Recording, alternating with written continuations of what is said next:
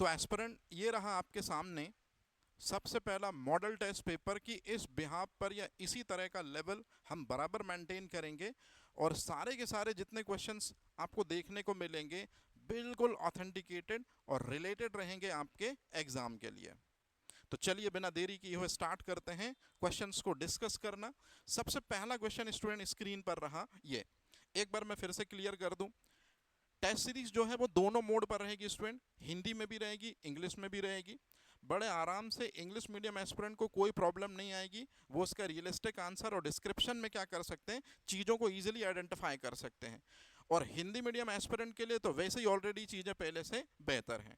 तो दोनों मीडियम का बराबर ध्यान रखा गया है कि आप इंग्लिश मीडियम हो या हिंदी मीडियम हो, लैंग्वेज बैरियर ना हो आपके इस डिस्क्रिप्शन में। तो चलिए स्टार्ट करते हैं एक ऐसी यात्रा में जिसमें हम क्या करेंगे, एफएसओ से रिलेटेड क्वेश्चंस पेपर को डील करेंगे विथ उसके रिस्पेक्टेबल आंसर के साथ। और जैसे जैसे मैं आगे बढ़ता चलूंगा आपको इस टेस्ट सीरीज का इंपॉर्टेंस पता चलेगा और आपको लगेगा कि क्यों ना इस टेस्ट सीरीज का पार्ट बन के अपनी प्रिपरेशन को हम एक पैनी धार दें, जिससे फाइनली हमारा सिलेक्शन हो और हमारा खुद का सात्विक विकास तो हो ही, समाज का भी विकास हो और इस तरह से देश की प्रगति में आपका योगदान सुनिश्चित हो। तो चलिए बिना देरी किए हुए शुरू करते हैं सबसे पहले क्वेश्चन से। जीवित खाद्य पदार्थ की अवधारणा किस न्यूट्रिटिव की उपस्थिति से जुड़ी होती है? मतलब the concept of living food is associated with the presence of which nutrients. तो इसमें आपके सामने चार ऑप्शंस हैं स्टूडेंट। चूंकि मुझे डिटेल करना है तो मैं पहले क्वेश्चन पढ़ूं, उसके बाद उनके चार ऑप्शंस पढ़ूं, तो इसमें कहीं बहुत ज़्यादा हमारा समय ना लग जाए, इसलिए मैं एक बार क्वेश्चन पढ़ूंगा। आंसर आपके सामने है, आप अगर देख रहे हैं इसको तो तत्काल जैसे ही मैं क्वेश्चन पढ़ूं इसके चार आंसर में से आप रियल आंसर को जज करने की कोशिश करें। लेकिन माइंड में इस बात का जरूर ध्यान रखें या ये चीज़ एकदम क्लियर रखें कि नेगेटिव मार्किंग होनी है। तो नेगेटिव मार्किंग यदि है तो इसलिए बहुत सोच समझ के आप चार ऑप्शंस में से किसी भी एक को फाइनल जस्टिफाई करें, है ना। तो इस तरह से आप अगर अभी से वो लेवल मेंटेन करेंगे जो दिसंबर में आपको एग्जाम हॉल पे देना है, तो मुझे लगता है कि आपकी प्रिपरेशन बहुत अच्छी होती चलेगी। तो जैसे इस क्वेश्चन का जो राइट आंसर है कि जीवित खाद्य पदार्थ कौन से न्यूट्रिशन को बोलते हैं, तो वो कोई और नहीं बल्कि वे दरअसल में है एंजाइम। और एंजाइम दरअसल में ह्यूमन बॉडी के अंदर डाइजेस्टिव सिस्टम में सबसे इंपॉर्टेंट रोल प्ले करते हैं। इन्हीं को हम बायोलॉजिकल कैटलिस्ट भी बोलते हैं, इन्हीं को हम जैविक उत्प्रेरक भी बोलते हैं। क्यों? क्योंकि एंजाइमों की हेल्प से ही चाहे स्टार्च हो, चाहे प्रोटीन हो, चाहे फैट हो, मतलब ये न्यूट्रिएंट्स लिविंग ऑब्जेक्ट एंजाइम की हेल्प से सिंपलर सब्सटेंस में डिसइंटीग्रेट होते हैं। तो इस तरह से पहले क्वेश्चन का जो राइट आंसर है स्टूडेंट वो सी है, एंजाइम। और इसी में हमने क्या किया है, इसका डिस्क्रिप्शन भी मेंशन करने की कोशिश की है और डिस्क्रिप्शन में भी वैल्यूएबल इंफॉर्मेशन जो है वो हमको बताते चलेंगे। जैसे सबसे पहले एंजाइम जो है वो बायोलॉजिकल सोर्स से उनका ओरिजिन हुआ है। क्यों? क्योंकि यदि आप एंजाइमों के बारे में देखेंगे या एंजाइमों को कभी ना कभी आपने अगर पढ़ा होगा तो आप पाएंगे कि एंजाइम में भी कार्बन है, हाइड्रोजन है, ऑक्सीजन है और नाइट्रोजन है। तो ये कंपोजिशन तो प्रोटीन का है। एग्जैक्टली जिस तरह से प्रोटीन में कार्बन, हाइड्रोजन, ऑक्सीजन और नाइट्रोजन है, सेम इसी तरह से मोस्ट ऑफ दी जो एंजाइम होते हैं वो एक तरह से प्रोटीन ही होते हैं। तो ये दूसरा क्वेश्चन स्टूडेंट कि एंजाइम की प्रकृति कैसी होती है। ए कार्बोहाइड्रेट, बी प्रोटीन, सी वसा, डी इनमें से कोई नहीं। तो आंसर हो जाएगा प्रोटीन।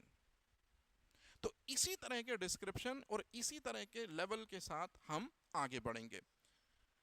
कोई भी आपको क्वेरी, कोई भी प्रॉब्लम, किसी तरह का कोई अगर आपको सलाह लेनी है, नंबर आपके सामने हमेशा अवेलेबल है और बीचों बीच आपको क्वेश्चन के स्क्रीन में भी ये चीज बराबर दिख रही होगी।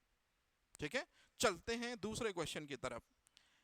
ट्रांस फैटी एसिड किस प्रक्रिया के दौरान उत्पन्न होते हैं? अब ये ट्रांस फैटी एसिड क्या होते हैं, तो कुछ कुछ क्वेश्चनों के मैं आंसर आपको बताता चलूंगा एस्पिरेंट, है ना। तो आपको यहाँ थोड़ी सी चीजें भी कंफर्म होती चलेंगी। जैसे आप लोगों ने अक्सर करके सुना होगा कि जो वनस्पति तेल होता है, वेजिटेटिव जो ऑयल होता है, तो वनस्पति तेल में यदि एक गैस हम डालते हैं उसे हम हाइड्रोजन गैस कहते हैं।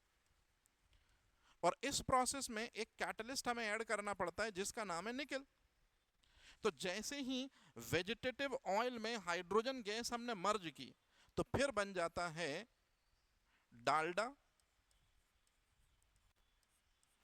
और इस तरह से ये एक ट्रांस फैटी एसिड के एग्जाम्पल में भी कंसीडर होता है। अब मुझे आगे कुछ बताने की जरूरत नहीं है, आंसर आप खुद देखकर बताइए कि ट्रांस फैटी एसिड जो पाए जाते हैं डालडा के अंदर वो दरअसल में किस प्रोसेस से बनते हैं। तो कहीं आपको दिख रहा होगा answer C, this is the process known as hydrogenation. तो इस क्वेश्चन का जो राइट आंसर है स्टूडेंट वो क्या हो जाएगा, इस क्वेश्चन का राइट आंसर हो जाएगा हाइड्रोजिनेशन। इस हाइड्रोजिनेशन में अब आप इसका डिस्क्रिप्शन पढ़ेंगे तो आपको और चीजें कंफर्म होंगी कि ट्रांस फैट हाइड्रोजिनेशन प्रक्रिया में बनते हैं जब तेल में, स्पेशली वेजिटेटिव ऑयल में, हाइड्रोजन गैस को ऐड ऑन किया जाता है। चलते हैं अगले क्वेश्चन की तरफ। फूड फोर्टिफिकेशन किस पर आधारित होती है? ध्यान से सुनिए स्टूडेंट।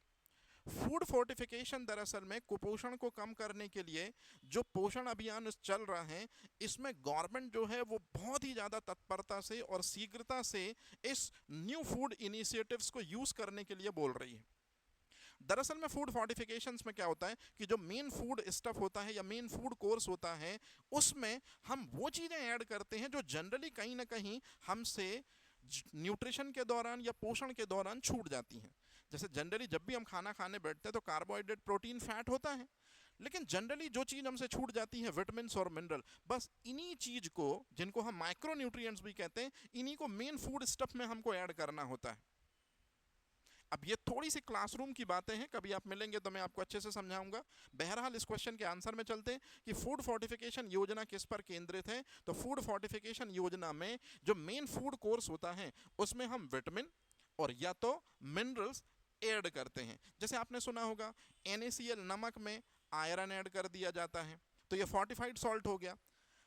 NaCl में अगर हम आयरन ऐड नहीं करते हैं तो आयोडीन भी ऐड करते हैं। आयोडाइज सॉल्ट के बारे में सुना होगा आपने, है ना? तो आयोडाइज्ड सॉल्ट जो होता है उसमें अगर हम आयरन ऐड कर देते तो फिर ये फोर्टिफाइड सॉल्ट हो जाता है, वो भी डबल वाला।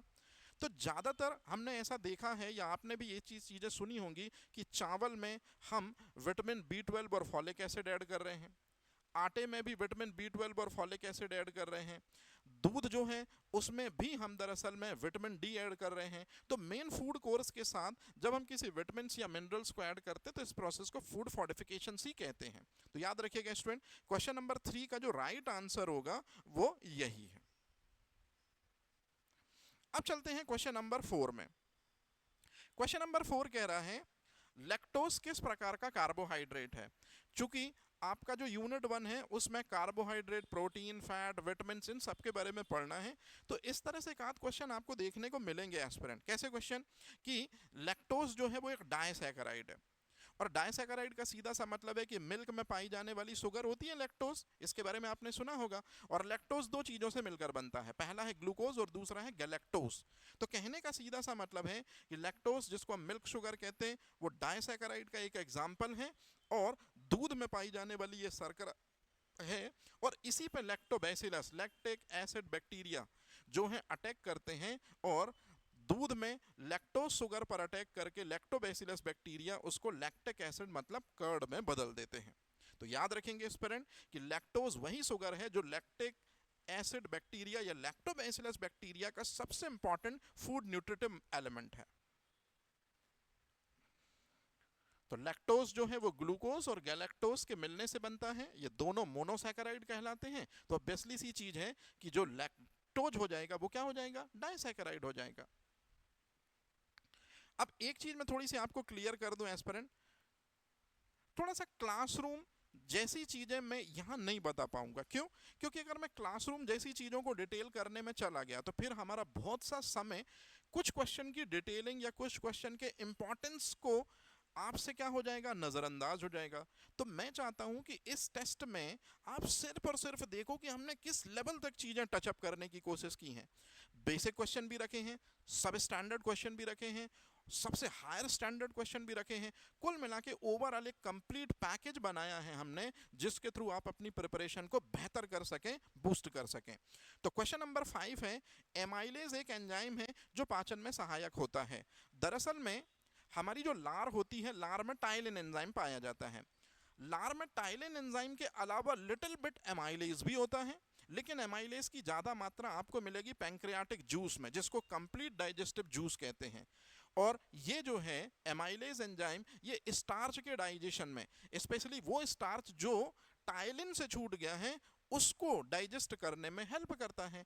तो क्वेश्चन नंबर 5 जो है उसका जो राइट आंसर है एस्पिरेंट, वो क्या होगा? 3 होगा। तो एमाइलेज एक एंजाइम है जो स्टार्च को ग्लूकोज में तोड़ता है। लेकिन कौन से स्टार्च को? याद रखिएगा, टाइलिन जो लार में पाया जाने वाला एंजाइम है, वो जिस स्टार्च को ब्रेक नहीं कर पाया है, पैंक्रियाटिक जूस में एमाइलेज उस स्टार्च को ब्रेक करता है ग्लूकोज में।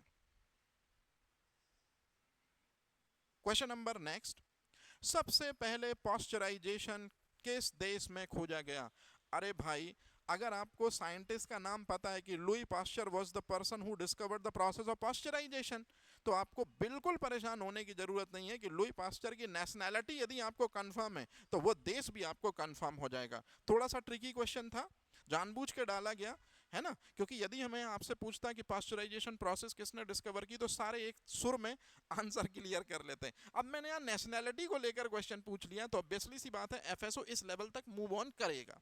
तो इस क्वेश्चन का जो राइट आंसर है स्टूडेंट, याद रखिएगा, सुरा और सुंदरियों का देश जो है वो फ्रांस कहलाता है। लुई पास्चर जो है वो यहीं से ताल्लुकात रखते हैं। क्वेश्चन नंबर 7 की बात करें, निम्न में से कौन सा भोजन बिना रेफ्रिजरेशन के सबसे सुरक्षित रह सकता है? मतलब ऐसा कौन सा फूड आइटम्स है जिसको प्रिजर्व रखने के लिए रेफ्रिजरेशन की जरूरत नहीं है, या रेफ्रिजरेटर की जरूरत नहीं है, या एट मिनिमम टेम्परेचर की जरूरत नहीं है?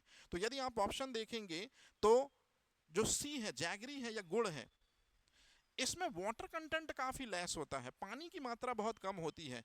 इसी वजह से ये सबसे लंबे समय तक अगर आप फ्रिज के बाहर भी रखते हैं तो रखा रह सकता है।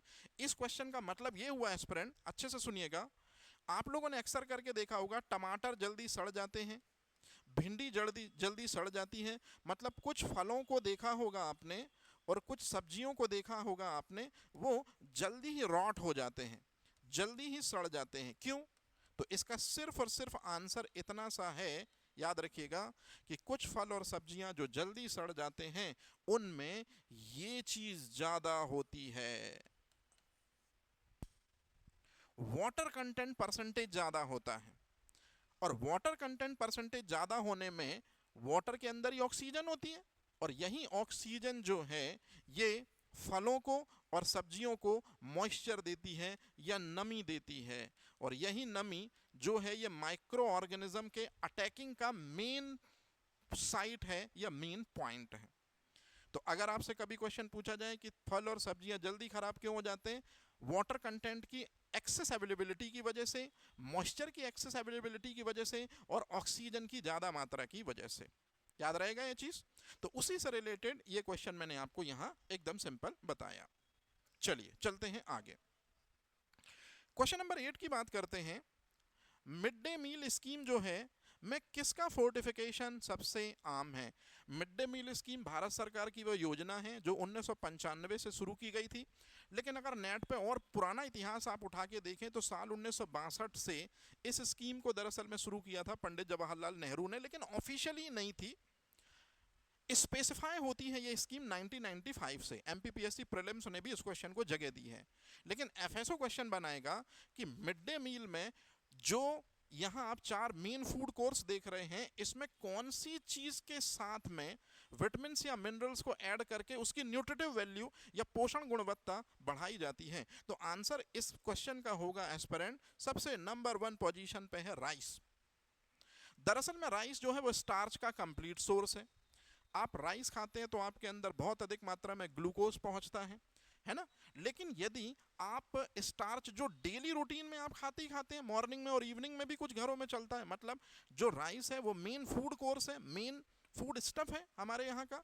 तो अगर इसी राइस के साथ में हम आयरन को ऐड कर दें, उसी राइस के साथ में, और जब हम आयरन ऐड कर रहे हैं तो विटामिन B9 फॉलिक एसिड भी ऐड कर सकते हैं।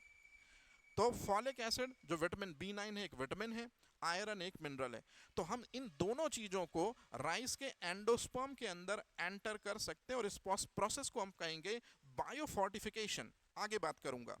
इस क्वेश्चन का राइट आंसर स्टूडेंट कि चावल में हम क्या कर सकते हैं, आयरन और फॉलिक एसिड मिला सकते हैं। अच्छा, अब अगर आपको ये कंफर्म हो गया कि चावल में अगर फोर्टिफाइड चावल का रिवाज चल रहा है आज, तो फोर्टिफाइड गेहूं या फोर्टिफाइड आटा भी यही होता है। आटा मतलब गेहूं से बना हुआ है, स्टार्च का मेन सोर्स है, डेली रोटियां बनती हैं सुबह शाम। तो अगर उस आटे में हम आयरन मिला दें और फॉलिक एसिड मिला दें तो अब उस आटे को हम आटा नहीं बल्कि फोर्टिफाइड आटा बोलेंगे। तो फोर्टिफाइड राइस और फोर्टिफाइड आटा में सेम इंग्रेडिएंट मिलाए जाते हैं। आंसर है आयरन और फॉलिक एसिड। याद रहेगा ये चीज। चलिए चलते हैं अगले क्वेश्चन की तरफ।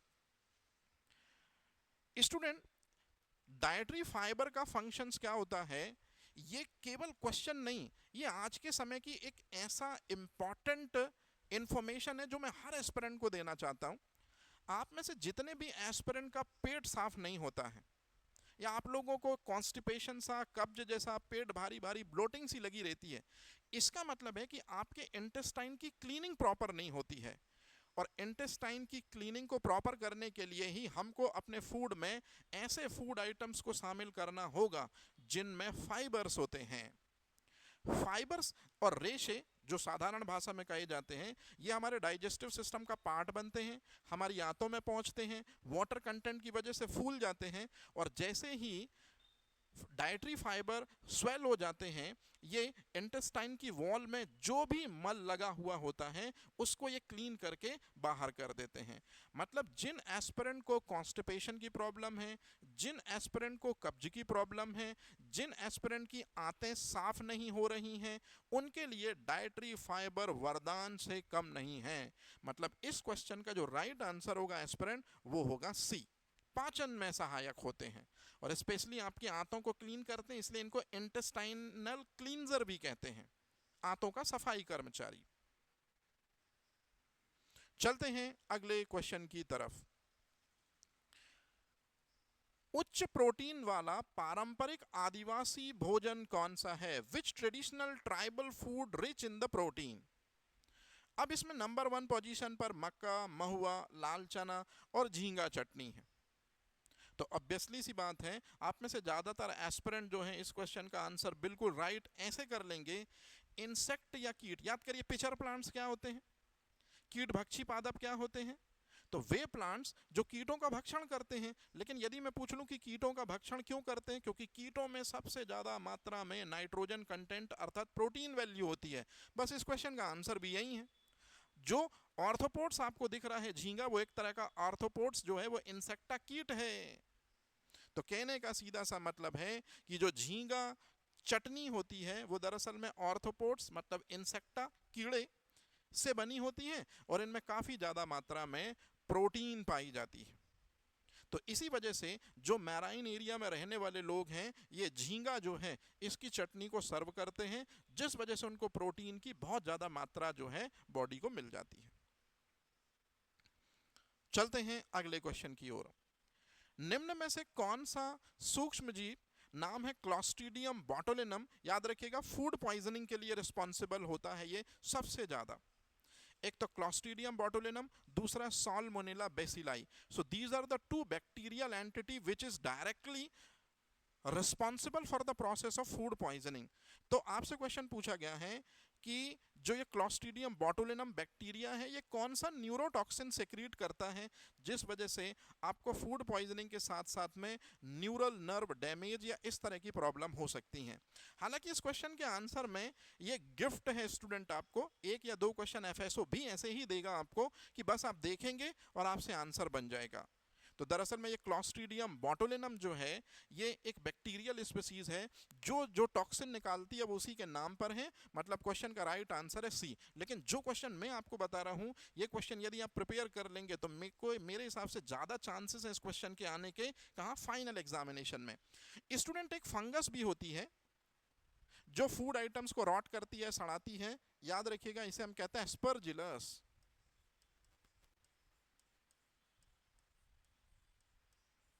तो एस्परजिलस एक फंगस होती है, एस्परजिलस एक कवक होती है जो एक टॉक्सिन रिलीज करती है जिसका नाम आपको याद रखना है न्यूरोटॉक्सिन।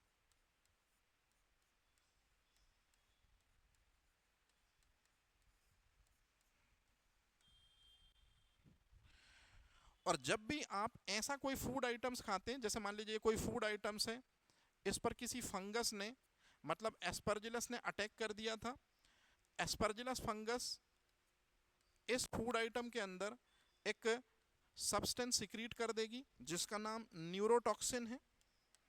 ये मान लेते हैं कि ये न्यूरोटॉक्सिन है जो ब्लैक कलर के बना रहा हूं मैं। और ये न्यूरोटॉक्सिन दरअसल में कुछ किताबों में इसी को स्पेसिफाई एक नाम दिया है एफ्लाटॉक्सिन। ये याद रखना है आपको कि एस्परजिलस फंगस कौन सा टॉक्सिन रिलीज करती है, एफ्लाटॉक्सिन, जिस वजह से फूड आइटम्स जो है वो रॉट हो जाते हैं। और इस तरह के फूड आइटम्स को यदि आप इनटेक करते हो तो फूड पॉइजनिंग की समस्या देखने को मिलती है। चलिए चलते हैं नेक्स्ट क्वेश्चन के मूव की तरफ। दूध में खट्टेपन का कारण क्या है? मतलब दूध को खराब करने वाले बैक्टीरिया का नाम आपको यहां सजेस्ट करना है, आपको मुझे बताना है। और इन्फॉर्मेशन में गलती नहीं होनी चाहिए एस्पिरेंट। हालांकि आप लोगों ने जैसे ही क्वेश्चन को देखा, 4 ऑप्शंस देखे होंगे, राइट आंसर क्लिक कर लिया होगा। सिर्फ बताना मुझे इतना है कि जिसको आप लैक्टिक एसिड बैक्टीरिया क्वेश्चन में पढ़ रहे हैं, ज्यादातर मोस्ट ऑफ द कैंडिडेट ने यही आंसर सिलेक्ट किया है। एस्पिरेंट इसी को लैक्टोबैसिलस कहते हैं, क्योंकि लैक्टोबैसिलस बैक्टीरिया जो है ये मिल्क में लैक्टोज शुगर जो होती है उसी को लैक्टिक एसिड में कन्वर्ट करता है। मतलब कहने का सीधा सा मतलब है दूध में खट्टापन उत्पन्न करने वाले जो प्रमुख बैक्टीरिया है वो लैक्टिक एसिड बैक्टीरिया है। मतलब इस क्वेश्चन का राइट आंसर होगा एस्पिरेंट बी। चलते हैं अगले क्वेश्चन की तरफ। भोजन में साल्मोनेला टाइफी का संक्रमण किस रोग से जुड़ा है? अब देखिए ये क्वेश्चन कैसा है। एक लेडी है टाइफाइड मैरी, एक समय पे इन्होंने इनके हाथ जो इन्फेक्टेड थे या इन्होंने जो खाना बनाया था इसमें साल्मोनेला टाइफी बैक्टीरिया था और ये कुक थी, खाना बनाने वाली थी। तो इन्होंने इस खाने को जिसमें salmonella typhi micro organism entity थी, ऐसे खाने को इन्होंने बहुत ज़्यादा लोगों को क्या कर दिया, सर्व कर दिया। देखते देखते उन लोगों में उल्टी, दस्त और इस तरह की शिकायतें आई और आगे चल के पता चला कि these are the person who affected from the particular disease name is typhoid. तो याद रखिएगा एस्पिरेंट कि फूड आइटम्स में साल्मोनेला टाइफी का कंटामिनेशन यदि होता है और इस तरह का फूड कोर्स या इस तरह का फूड आइटम्स या इस तरह का वाटर जो कंटामिनेटेड है आप इनटेक करते हैं तो ऑब्वियसली सी बात है आपको टाइफाइड का सामना करना पड़ सकता है। मतलब क्वेश्चन नंबर 13 का राइट आंसर है एस्पिरेंट बी। अगले क्वेश्चन की तरफ मूव करते हैं। ई कोलाई का कौन सा स्ट्रेन खतरनाक भोजन जनित संक्रमण से जुड़ा होता है? अब ये थोड़ा सा टफ क्वेश्चन है। एक चीज मैं आपको एकदम क्लियर कर दूं एस्पिरेंट, एमपीपीएससी की आदत होती है कि वो 1-2 क्वेश्चन ऐसे रखती है जो कि सुप्रीम लेवल के एस्पिरेंट से भी नहीं बनते, जो बहुत लंबे समय से प्रिपरेशन करते हैं। और ऐसे क्वेश्चन दिए जाने का मेन पर्पस ये होता है कि आप ऐसे क्वेश्चनों में जबरदस्ती परेशान हो और आप जितना ज़्यादा यहाँ परेशान होंगे वहाँ किसी एक अच्छे बनते हुए क्वेश्चन को आप क्या करेंगे, छोड़ेंगे या जल्दबाजी में आप मार्किंग करेंगे और गलत हो जाएगी। तो राह में मुश्किलातें लाई ही इसलिए जाती हैं, नेचर मुश्किलें या परेशानियां डालता ही इसलिए है ताकि आपकी एफिशिएंसी कमज़ोर हो, आप उस चीज़ पर रोएं बिलखें जिसमें आपकी ओरिजिनलिटी कहीं ना कहीं डिस्टर्ब हो और आप किसी मेन क्वेश्चन को ना कर पाएं या मेन क्वेश्चन जल्दबाजी में करें और वो गलत हो जाए। तो कई बार यदि कोई इस तरह के क्वेश्चन आ जाते हैं जो आपको लगता है कि बहुत टफ है, तो इतना परेशान नहीं होना है। मैं आपको फिर बता रहा हूं, पेपर सेकंड जो है उसमें 100 क्वेश्चन आने हैं। अगर आपने 65 प्लस क्वेश्चन भी बना लिया एस्पिरेंट, 65, लेकिन बेसिकली अगर मैं आपके साथ रियल जस्टिस करूं तो मैं 70 बोलूंगा। अगर आपने 70 प्लस क्वेश्चन बना लिए एकदम परफेक्ट, तो आप बिलीव करिए आपका सिलेक्शन हो जाएगा। पेपर सेकंड में 70 क्वेश्चन भी अगर आपने बिल्कुल एज इट इज वही मार्किंग के साथ बनाए जो नेगेटिव मार्किंग है, मतलब 30 क्वेश्चन यदि आपने छोड़ भी दिए तब भी अपना सिलेक्शन हो जाना है बिल्कुल। तो याद रखिएगा, ऐसे क्वेश्चन एक आध दो अगर आएंगे तो आपके पास 30 क्वेश्चन तक की लिमिटेशन टाइम है कि आप उसको डिनाई कर सकते हो, क्योंकि माइनस मार्किंग है। तो इसी वजह से अब जैसे इस क्वेश्चन का राइट आंसर है, अब आप में से कई लोग पहली बार पढ़ रहे होंगे, तो आप इस क्वेश्चन का एक बार आंसर देख लीजिए, इसमें इतना परेशान होने की जरूरत नहीं है। तो इस क्वेश्चन का राइट आंसर है स्टूडेंट, जैसे EHEC। अब ये EHEC क्या है? ई का मतलब है स्टूडेंट, मतलब haemorrhagic diarrhoea and serious complications, ये इसका मतलब होता है। याद रहेगा ये चीज ऐसा। चलते हैं नेक्स्ट क्वेश्चन के मूव की तरफ। माइक्रोबायोलॉजी में उपयोग होने वाले सामान्य पोषण माध्यम कौन सा है? मतलब यदि माइक्रोबायोलॉजी की लैब में हमको कल्चर कराना है किसी बैक्टीरिया का, तो कौन सा इन 4 आइटम्स में से सबसे कंपलसरी इंग्रेडिएंट लिया जाता है? तो मैं बता दूं, रेड एल्गी होती है जिलेडियम, उसी से प्राप्त किया जाता है अगर अगर एक सब्सटेंस होता है जो कल्चर मीडिया का काम करता है। यदि आपको माइक्रोब्स या बैक्टीरिया को ग्रो कराना है पैथोलॉजी में, माफी चाहता पैथोलॉजी कह रहा हूं, माइक्रोबायोलॉजी की लैबोरेटरी में, तो इस क्वेश्चन का जो राइट आंसर है एस्पिरेंट वो है न्यूट्रिएंट्स एगर। एगर एगर दरअसल में रेड एल्गी जिलेडियम से एक्सट्रैक्ट किया जाता है। ठीक है, चलिए अगला क्वेश्चन है, खाद्य पदार्थों में यीस्ट संक्रमण मुख्य रूप से किस प्रक्रिया से होता है? अब सीधी सीधी सी बात है कि ये जो खाद्य पदार्थ है उसमें यीस्ट का संक्रमण किस प्रक्रिया से होता है। तो आप लोगों ने कभी ना कभी ये चीज पढ़ी होगी एस्पिरेंट, ज्यादा मैं परेशान नहीं कर रहा, इसका राइट आंसर देखिए। जैसे आप लोगों ने इडली डोसा जलेबी बनाने के लिए जो भी आइटम्स लिया होगा, उसको रात में हम सड़ाते। रात में जब वो आइटम सड़ता है तो बताइए उसमें सैक्रोमाइसिस सेरेविएसी नामक फंगस आ जाता है। बस यही तो क्वेश्चन पूछा गया है आपसे कि जो आपका बैटर होता है, जो आपका फूड होता है, उसमें सैक्रोमाइसिस सेरेविएसी नामक फंगस का अटैक हो जाता है, और फिर जो फूड आइटम्स होता है वो बैटर में टूट जाता है, वो एक लिक्विड पेस्ट बन जाता है, और फिर बाद में आप फर्मेंटेड फूड आइटम्स बना लेते हैं। मतलब क्वेश्चन नंबर 16 का राइट आंसर है एस्पिरेंट बी। कोई कंफ्यूजन तो नहीं यहाँ तक? सब चीजें सेट हैं, आराम से समझ पा रहे हैं मैं क्या बोल रहा हूं? चलिए चलते हैं आगे। अगला क्वेश्चन है, कौन से सूक्ष्म जीव भोजन में खराबी में कफ युक्त गंध उत्पन्न करते हैं? इसको आपको बहुत अच्छे से समझना चाहिए। कई बार आपने फूड आइटम्स को देखा होगा, वो बहुत ज्यादा क्या हो जाते हैं, स्टिकी हो जाते हैं, बहुत ज़्यादा लसलसे से हो जाते हैं। तो दरअसल में एक माइक्रोबियल एंटिटी फूड आइटम्स के ऊपर अटैक करती है जो फूड पॉइजनिंग के लिए भी रिस्पॉन्सिबल है, नाम है क्लॉस्ट्रीडियम।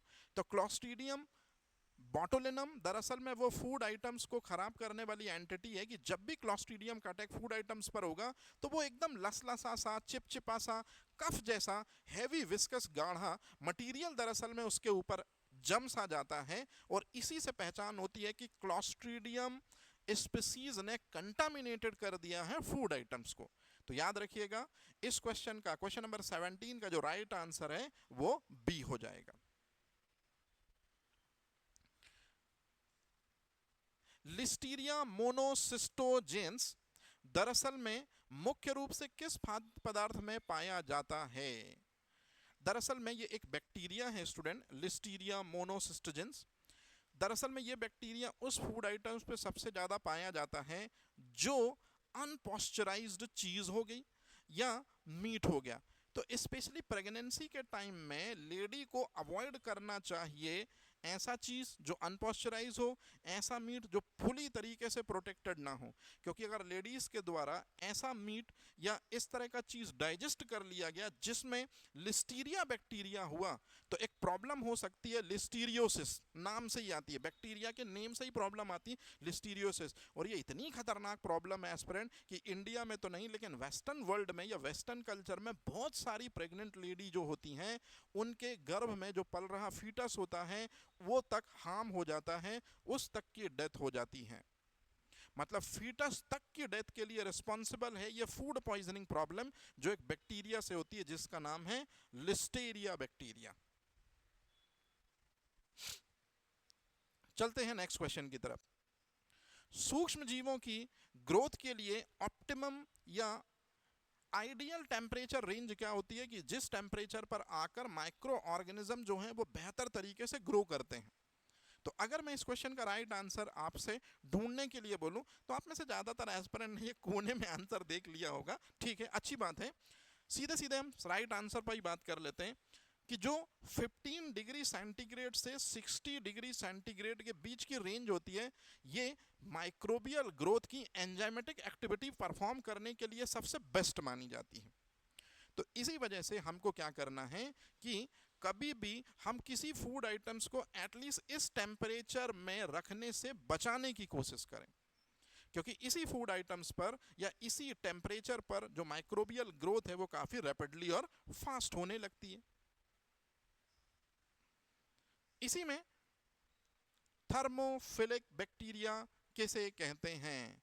तो यहां थर्मोफिलिक बैक्टीरिया का सीधा सीधा सा मतलब है एस्पिरेंट ऐसे बैक्टीरिया जो 55 डिग्री से 70 डिग्री सेंटीग्रेड के बीच में, मतलब ये हायर टेम्परेचर कहलाता है एस्पिरेंट। तो ऐसे बैक्टीरिया जो हायर टेम्परेचर पर रहकर भी फूड आइटम्स को रॉट कर देते हैं उन्हें हम थर्मोफिलिक बैक्टीरिया कहते हैं। तो इतनी सी इंफॉर्मेशन आपको ध्यान रखनी है, याद रहेगा। और एमपी पीएससी स्पेशली एफएसओ का जो एग्जाम होगा वो न्यूमेरिकल क्वेश्चन या नंबर वाले क्वेश्चन को भी तवज्जो देता है। लगभग 5 से 6 क्वेश्चन इसी तरह के नंबर सिस्टम पर होते हैं जैसे मैंने आपसे पूछे, और इस टेस्ट सीरीज में भी वो क्वेश्चनों को पार्ट बनाया गया है, ठीक है। चलिए चलते हैं आगे। DDT थर्मल डेथ टाइम किसे कहते हैं? तो थर्मल डेथ टाइम जो है ये वो टाइम होता है जिस टाइम पर बैक्टीरिया और उसके अंदर जो एंजाइमेटिक एक्टिविटी है जो फूड आइटम्स को रॉट करती हैं वो समाप्त हो जाए। तो इस क्वेश्चन का क्वेश्चन नंबर 21 का जो राइट आंसर है वो सी है कि सभी सूक्ष्म जीवों को नष्ट करने के लिए आवश्यक न्यूनतम समय जो है वो क्या हो जाएगा स्टूडेंट? कंप्लीटली एंड हो जाएगा।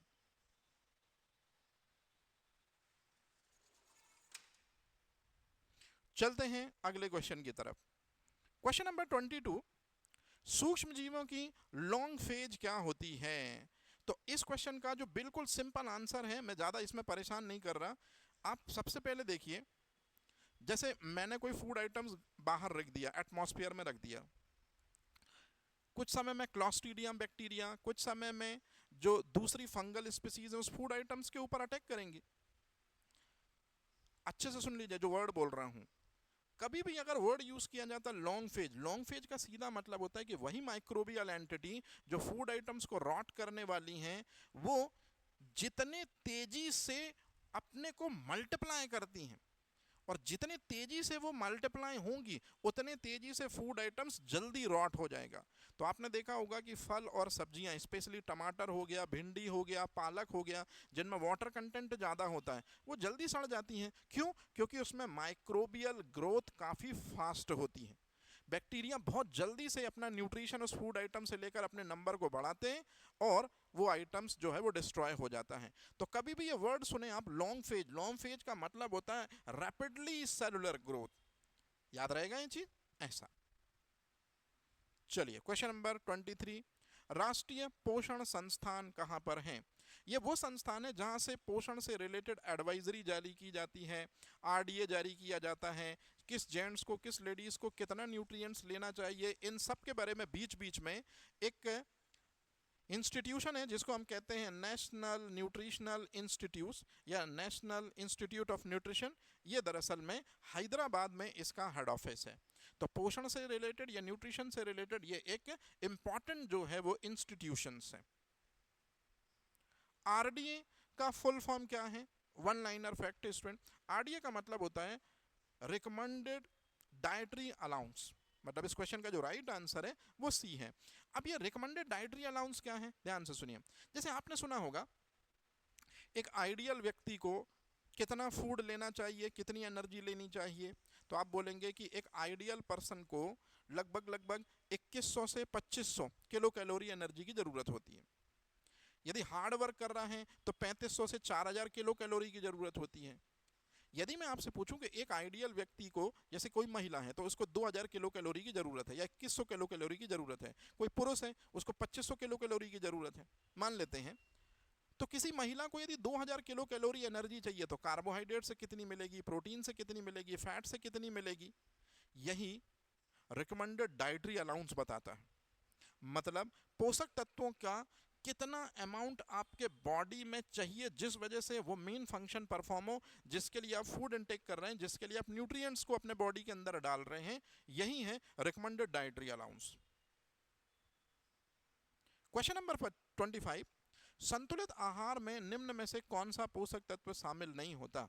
तो इस क्वेश्चन में निश्चित रूप में से कोई परेशान होने वाली बात नहीं है। एंटीबायोटिक दरअसल में वो फूड आइटम्स नहीं कंसीडर है जो कि बैलेंस डाइट या हमारे फूड आइटम्स का पार्ट माना जाता है, बल्कि ये तो एक मेडिसिन है ना। चलिए, BMI body mass index, body mass index का मतलब है कि एक फॉर्मूला है जो आप सामने देखेंगे। इस फॉर्मूले के बेसिस पर दरअसल में आपका आइडियल वेट कितना होना चाहिए, आपकी आइडियल हाइट कितनी होनी चाहिए, इसको आप आइडेंटिफाई कर सकते हैं। तो जैसे कि इसमें जो राइट आंसर है एस्पिरेंट वो सी है कि यदि किसी व्यक्ति का जो वेट होता है और उस पर्सन की जो हाइट होती है, अब आपको याद रखना है कि जो वेट होगा वो किस में होगा एस्पिरेंट, केजी में होगा, हाइट जो होगी वो एस्पिरेंट किस में होगी, मीटर में। लेकिन यहाँ सबसे ज्यादा ध्यान देने वाली बात है कि जो हाइट मीटर में होगी उसका स्क्वायर होगा, तब बनता है बॉडी मास इंडेक्स का फॉर्मूला। मतलब इस क्वेश्चन का जो राइट आंसर है वो सी है एस्पिरेंट। चलिए, किशोर अवस्था में सबसे अधिक किस पोषक तत्व की आवश्यकता होती है? किशोर अवस्था का मतलब है 11 से लेके 18, और कैल्शियम चाहिए हड्डियों के लिए और दांतों के लिए, और आयरन चाहिए ब्लड के लिए, क्योंकि वही देगा एनर्जी। क्योंकि ऑक्सीजन के साथ बाइंड अप जो है, मतलब ब्लड में उपस्थित कौन सा इंग्रेडिएंट ऑक्सीजन को बाइंड करता है? आयरन। तो इस क्वेश्चन का जो राइट आंसर है क्वेश्चन नंबर 27, किशोर अवस्था में सबसे अधिक आवश्यकता किस पोषक तत्व की होती है?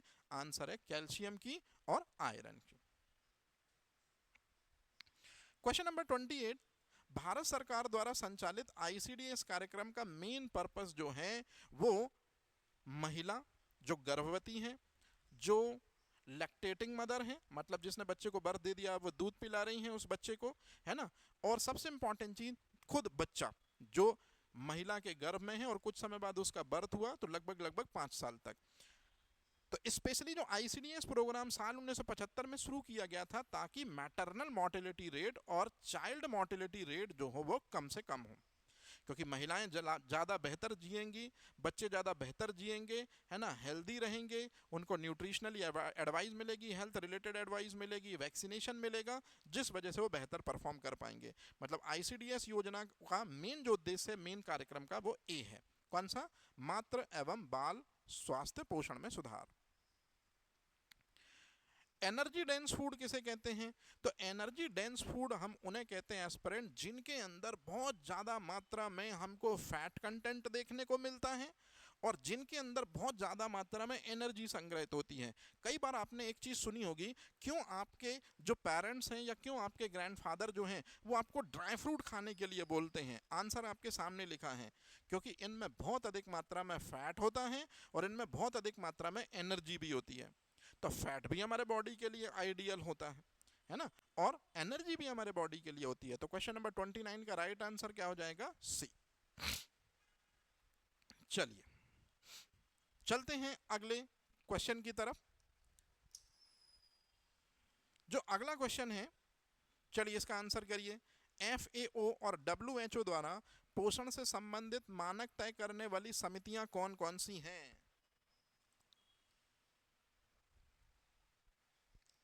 तो इसमें मैं आपको ज्यादा परेशान नहीं कर रहा हूं, सीधे सीधे इस क्वेश्चन का राइट आंसर बता रहा हूं स्टूडेंट।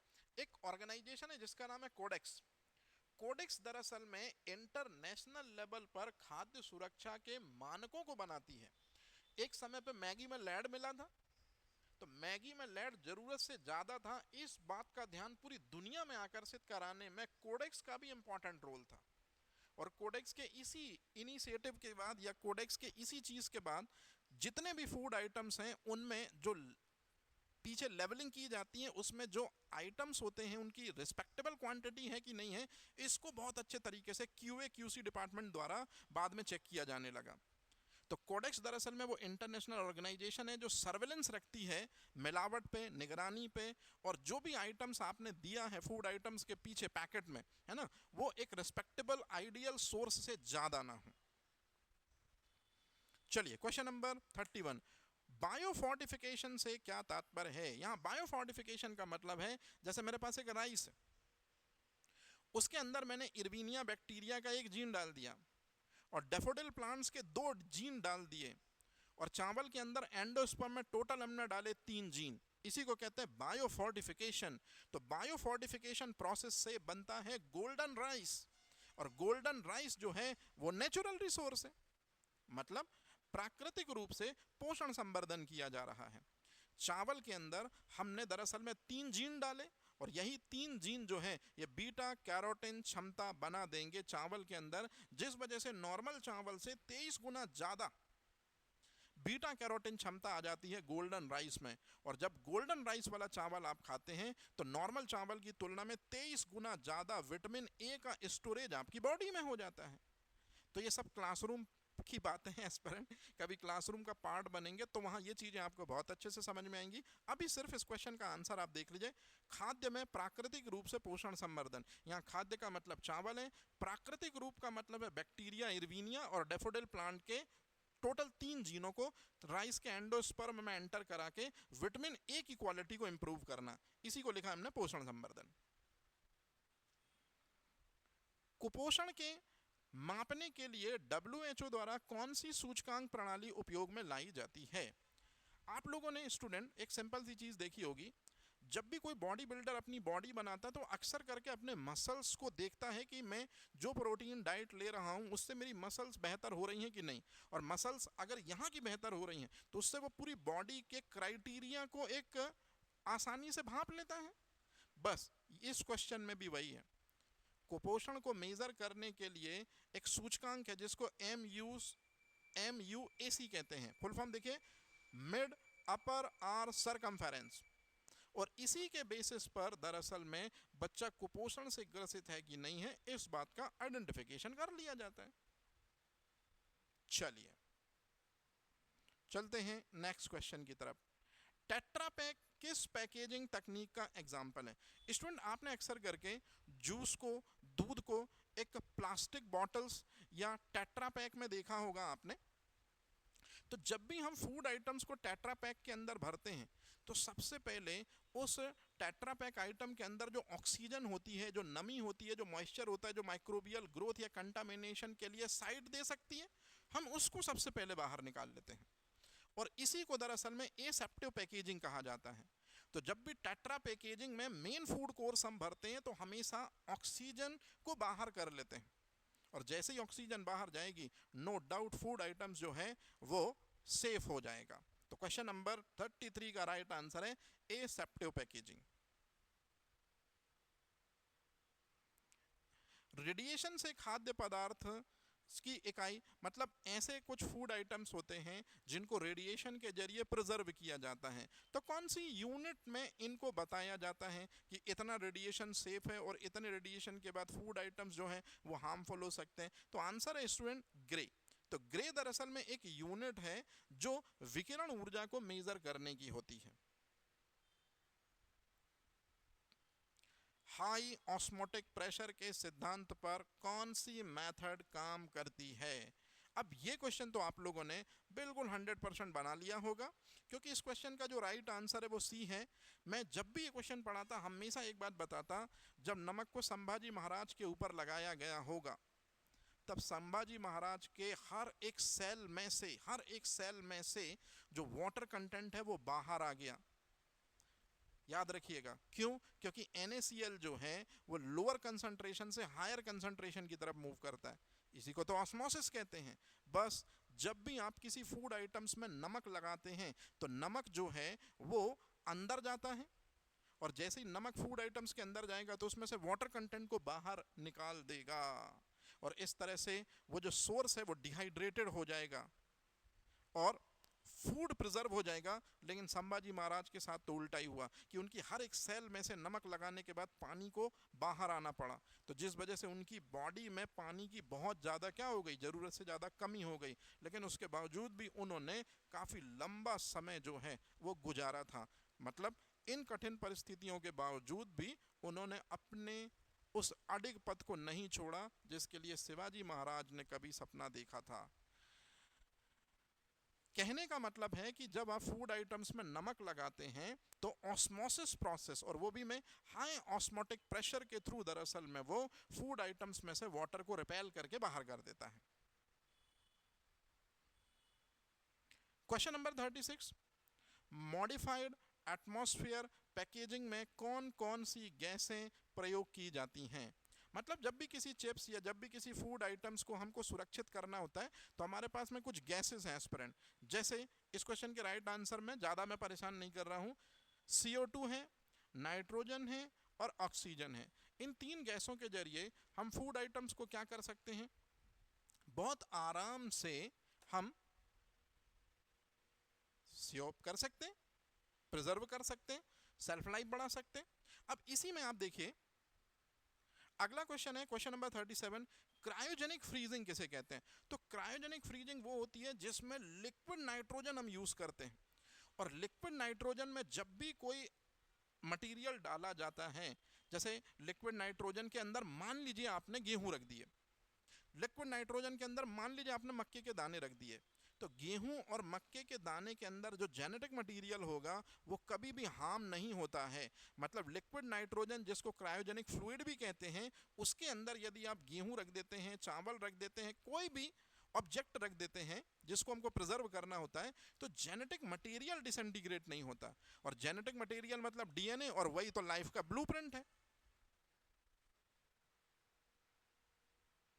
MAP तकनीक का मुख्य लाभ क्या होता है? तो मैंने अभी आपको कुछ समय पहले एक क्वेश्चन बताया स्टूडेंट कि फूड आइटम्स जो होते हैं उनको सुरक्षित करने के लिए पैकेटों में या डब्बे के अंदर हम ये गैसें भर देते हैं, और जब भी हम फूड आइटम्स को सुरक्षित करने के लिए उसके साथ गैसें भरते हैं तो ये मॉडिफाइड एटमॉस्फेरिक पैकेजिंग कहलाती है। और इस टेक्निक का मेन पर्पस होता है कि जो फूड आइटम्स है वो लंबे समय तक रखा रहे, उसकी सेल्फ लाइफ बराबर बनी रहे। तो इस तरह से ये जो क्वेश्चन है क्वेश्चन नंबर 38, इसका जो राइट आंसर होगा एस्पिरेंट वो होगा सेल्फ लाइफ का बढ़ जाना, सेल्फ लाइफ बढ़ जाती है। ठीक है, चलिए अगले क्वेश्चन पे चलते हैं। खाद्य पैकेजिंग में प्रयुक्त LDPE का पूरा नाम क्या है? अब ये तो वन लाइनर फैक्ट है, इसमें मैं आपकी कोई मदद नहीं कर सकता, सीधा मैं आपको राइट आंसर दिखा सकता हूँ। लो डेंसिटी पॉलीएथिलीन, मतलब ये काफ़ी लचीली प्लास्टिक्स होती हैं जिनके अंदर फूड आइटम्स को भरा जाता है और फिर डिस्ट्रीब्यूट कर दिया जाता है। तो इस तरह से LDPE का फुल फॉर्म आपको याद रखना है स्टूडेंट, लो डेंसिटी पॉलीएथिलीन। दरअसल में प्लास्टिक कंटेंट पॉलीएथिलीन के पॉलीमर होते हैं, लेकिन स्पेशली नाम पूछा गया है LDP, तो वहां L का मतलब लो है और D का मतलब डेंसिटी है और PE का मतलब है पॉलीएथिलीन, याद रखिएगा। क्वेश्चन नंबर 40, स्टोरेज हाउस में कीट नियंत्रण के लिए कौन सी मेथड जो है उसका हम उपयोग करते हैं स्टोरेज हाउस में? तो इस क्वेश्चन के राइट आंसर में स्टूडेंट फ्यूमिगेशन एक मेथड होती है। फ्यूमिगेशन मेथड में हम क्या करते हैं, कीटनाशकों का छिड़काव करते हैं जो गैसियस फॉर्म में होता है, एरोसोल फॉर्म में होता है। और जैसे ही एरोसोल फॉर्म में या गैसियस फॉर्म में ये गैसें जो हैं ये फूड आइटम्स के ऊपर आएंगी, जो इंसेक्ट हैं, कीड़े हैं, मर जाएंगे। तो ये क्वेश्चन आपको ध्यान रखना है। स्टोरेज हाउस में फ्यूमिंग मेथड यूज होती है, और यहाँ फ्यूमिंग मेथड या फ्यूमिगेशन मेथड में हम क्या यूज करते हैं एस्पिरेंट, हमेशा याद रखिएगा, हम यूज करते हैं जो इंसेक्टिसाइडल जो स्प्रे होते हैं उनको। तो यहाँ जो वर्ड लिखा है कीटनाशक गैस है, ये वही चीज है। अगला क्वेश्चन है, कंट्रोल्ड एटमॉस्फेयर स्टोरेज में ऑक्सीजन का स्तर कितना रखा जाता है। ये क्वेश्चन बहुत इंपॉर्टेंट है। मतलब कई बार ऐसे कुछ फूड आइटम्स होते हैं कि अगर हम ऑक्सीजन को पूरी तरह खत्म कर दें तो कहीं उनके अंदर का जेनेटिक मटेरियल ही हार्म ना हो जाए। तो इसी वजह से कंट्रोल्ड एटमॉस्फेरिक स्टोरेज में 2 से 5% हम ऑक्सीजन यूज करते हैं। हालांकि ये 2 से 5% ऑक्सीजन आपको कहाँ मिलेगी देखने के लिए, ये इतनी मिनिमम या लो ऑक्सीजन होती है कि माइक्रोब्स यदि फूड आइटम्स की सरफेस पर चिपक भी जाएं तो फिर भी वो फूड आइटम्स को डिसइंटीग्रेट या रॉट नहीं कर पाते, क्योंकि ऑक्सीजन अमाउंट जो है वो काफ़ी लेस है। और मैंने आपको पढ़ाया था कि माइक्रोब्स के ग्रो होने के लिए एटलीस्ट 40% से ऊपर की नमी होनी चाहिए, और टेम्परेचर होना चाहिए 50 to 60 डिग्री सेंटीग्रेड। तो कई बार कुछ फूड आइटम्स ऐसे भी होते हैं जिनको रखने के लिए ऑक्सीजन बहुत कम अमाउंट में अगर फूड आइटम्स के साथ रखी जाए तो भी फूड आइटम्स सुरक्षित रहे आ सकते हैं। इसी को हम कहते हैं स्टूडेंट कंट्रोल्ड एटमॉस्फेयर स्टोरेज, मतलब कम ऑक्सीजन पर श्वसन दर हो जाती है जिससे फूड आइटम्स फ्रेश रहते हैं। विकृत खाद्य उत्पादों पर कौन सा प्रतीक लगा होता है। जैसे मान लीजिए मेरे पास में स्टूडेंट कोई पोटैटो चिप्स है और उसके ऊपर अगर एक वर्ड लिखा रहा रडुरा, याद रखिएगा। सो रेडुरा का मतलब होता है कि जो फूड आइटम्स हैं उसके ऊपर रेडिएशन डाले गए हैं, और रेडिएशन डाल के उस फूड आइटम्स को सेफ कराया गया है, या रेडिएशन की हेल्प से उस फूड आइटम्स की सेल्फ लाइफ को इंप्रूव कराई गई है। तो इसलिए ये इंपॉर्टेंट चीज है। बैरियर प्रॉपर्टी के लिए सर्वोत्तम पैकेजिंग मटेरियल कौन सा है। अब ये थोड़ा सा कठिन क्वेश्चन स्टूडेंट मेरे को लगा, क्योंकि पैकेजिंग में ज़्यादा जो है स्टैंडर्डाइजेशन मुझे नहीं है पता। अब जैसे ये क्वेश्चन था, मान लीजिए मैं एग्जाम दे रहा है एफएसओ का और मुझे क्वेश्चन थोड़ा हैवी लग रहा है, क्या करूं मैं। बिल्कुल टाइम बर्बाद नहीं करना है, इसको छोड़ो आगे बढ़ो। क्योंकि इस क्वेश्चन में अगर आप देख भी रहे हो कि अगर आपने क्वेश्चन ही कभी नहीं पढ़ा है तो बेसिकली सी बात है उनके 4 आंसर कहाँ पढ़ लिए होंगे आपने। तो कई बार ऐसा होता है कि एस्पिरेंट क्वेश्चन को जब पढ़ते हैं उनको क्वेश्चन नहीं समझ में आता, तो जबरदस्ती 4 ऑप्शंस में अपना एनर्जी जाया नहीं करना है। उस क्वेश्चन को आप टफ क्वेश्चन मार के या टफ क्वेश्चन मान के कहीं वो क्वेश्चन किसी दूसरे क्वेश्चन का टाइम ना लैप्स कर दे, आप उसको छोड़ के आगे बढ़ सकते हैं। याद रहेगा ये चीज। जैसे ये क्वेश्चन मान लीजिए मेरे से नहीं बनता तो मैंने इसका सीधा सीधा आंसर देख लिया, मेटालाइज्ड पॉलिएस्टर। तो मेटालाइज्ड पॉलिएस्टर हवा और नमी प्रकाश को रोकने में सहायक होते हैं। तो इस तरह के कंटेनर, इस तरह के अपरेटस, इस तरह के पैकेट बनाए जाते हैं जिनको कहते हैं। तो एक नई इन्फॉर्मेशन मेरे को मिल गई, और अगर फाइनली मान लीजिए एग्जाम हॉल पे क्वेश्चन मिला तो मैं इसको पास कर दूंगा, आगे कर दूंगा। लेकिन अगर किसी नई टेस्ट सीरीज में मैंने ये क्वेश्चन देखा या अपनी टेस्ट सीरीज में ये क्वेश्चन देखा तो मैंने उसको क्या कर लिया, उस नॉलेज को आत्मसात कर लिया कि अच्छा ऐसा भी होता है। ठीक है चलिए चलते हैं अगले क्वेश्चन पे। Question number 44, ICAR Indian council of agriculture research, दरअसल में वो ऑर्गेनाइजेशन है जिसकी एस्टेब्लिशमेंट हुई थी स्टूडेंट 1929 को, और 2029 में 100 साल कंप्लीट हो जाने हैं। तो इसी वजह से इसको थोड़ा सा याद रखना है। भारत में न्यूनतम समर्थन मूल्य की सिफारिश कौन करता है। अब आप बोलेंगे सेंट्रल गवर्नमेंट। सेंट्रल गवर्नमेंट तो करती है, लेकिन सेंट्रल गवर्नमेंट ने ये जो काम है वो एक ऑर्गेनाइजेशन को दे रखा है जिसको कहते हैं CACP। आपको फुल फॉर्म ढूंढना है स्टूडेंट इसका, मैंने जानबूझ के यहाँ फुल फॉर्म नहीं लिखा है, आप खुद CACP का फुल फॉर्म ढूंढिएगा। क्यों?